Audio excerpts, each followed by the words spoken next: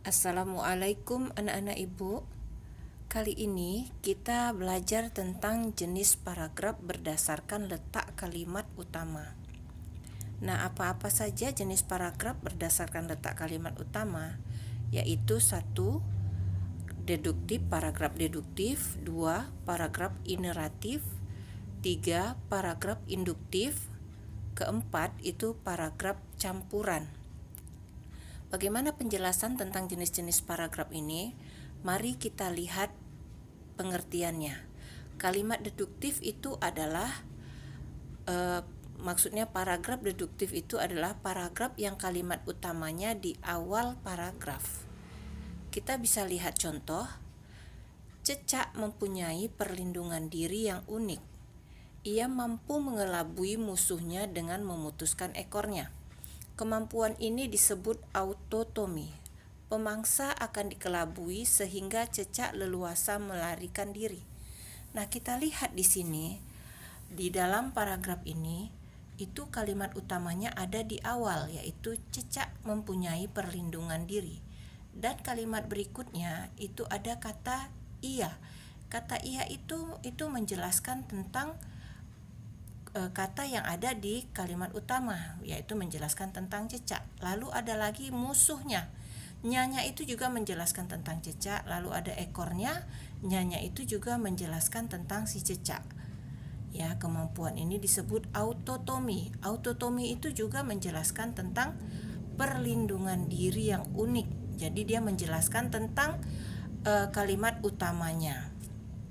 Oke, jadi jenis paragraf ini semuanya kalimat penjelasnya itu menjelaskan tentang di paragraf pertamanya, ya, maka itu disebutlah dia paragraf deduktif. Lalu berikutnya paragraf ineratif, yaitu paragraf yang kalimat utamanya di tengah paragraf. Kita lihat contoh. Udara di tempat ini sangatlah segar, pemandangan hijau terhampar luas, kebun teh kemuning memang sangat menarik hati. Di sana sangat pas jika dijadikan latar untuk berfoto. Banyak juga objek wisata di sekitar tempat itu. Nah, di sini kita lihat kalimat utamanya itu ada di tengah. Kebun teh kemuning memang sangat menarik hati. Ya, itu di tengah dia. Nah, di sini ada penjelasan di kalimat pertama, yaitu udara di tempat ini sangatlah segar, pemandangan hijau terhampar luas. Nah, itu menjelaskan tentang keadaan di kebun teh kemuning. Ya, pemandangan hijau terhampar luas, ya. Lalu di kalimat terakhir juga ada menjelaskan di sana sangat pas jika dijadikan latar untuk berfoto.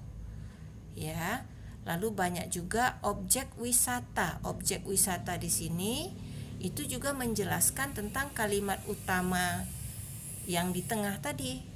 Nah, jadi maka disebutlah dia kalimat ineratif, paragraf ineratif. Lalu berikutnya paragraf induktif. Paragraf yang kalimat utamanya di akhir paragraf. Ini kita lihat contohnya. Ini adalah danau Toba terbesar di Indonesia. Letak danau itu adalah di Sumatera. Danau ini merupakan hasil letusan gunung berapi purba. Danau ini dikenal dengan sebutan Danau Toba. Nah, di sini kalimat utamanya itu di akhir paragraf, yaitu danau ini dikenal dengan sebutan Danau Toba. Nah, di awal kalimat ini itu menjelaskan tentang Danau Toba, ya. Semuanya di kalimat keduanya juga letak danau ini itu juga merujuk ke Danau Toba juga. Jadi kalimat pertama, kalimat kedua, dan kalimat ketiganya itu menjelaskan kalimat di akhir paragrafnya itu, yaitu danau ini dikenal dengan sebutan Danau Toba. Nah, jadi paragraf yang kalimat utamanya ada di akhir paragraf itu berarti jenis paragraf induktif, ya. Jadi kalimat utamanya ada di akhir paragraf. Jadi itu ada 3 tadi, deduktif, ineratif, dan induktif, ya.